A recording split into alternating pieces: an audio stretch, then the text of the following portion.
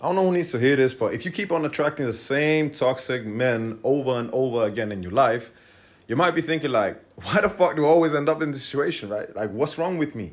And I want you to tell you that none of this shit is like, it's random. It's not, oh yeah, because you're just unlucky, right? It's just like, you know how a lot of women, they go like, oh yeah, all men are fucked up and all men are trash and all this type of shit. Genuinely, it's deeper than that. Like, if you actually look into nervous system and trauma responses, all of shit is like, it's actually normal, right?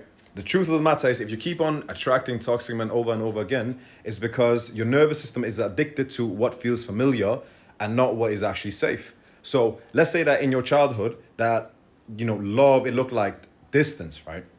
Or maybe silence, or where you always had to walk on eggshells, right? Then all of a sudden, when a man, he actually gives you, that energy, your body, it doesn't perceive that as dangerous, right? It just feels familiar in that. Even though that shit is so fucking toxic, and you're like, I don't want that. I want a relationship that's stable. I want all this shit. You will still up sort of attracting that. And Gabor Mate speaks so much about this, right?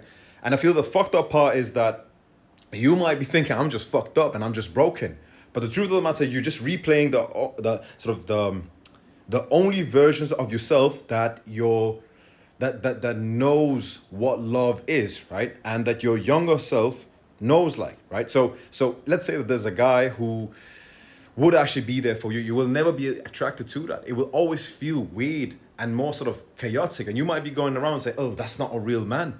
Because you might be associating real men with chaos, right? With something that is just toxic. And you do this on an unconscious level, right? You don't even see this shit, right? And you might think that men that actually are sort of safe, you just have this weird sensation like, ugh, ugh, ugh, right?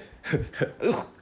So they just don't spark your interest in the same way. So you are sort of almost unconsciously looking for chaos. You are looking for that toxicity, right? But you also got to understand that all of this shit is a trauma loop. And the moment that you can see that it's a trauma loop, you can finally stop blaming like yourself and just all men overall, and you can sort of break that pattern, right?